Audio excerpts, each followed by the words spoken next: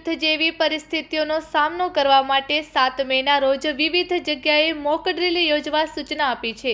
કટોકટીની સ્થિતિમાં નાગરિકોની સલામતી સુનિશ્ચિત કરવા માટે મોક ડ્રીલ એક મહત્વપૂર્ણ રીત છે।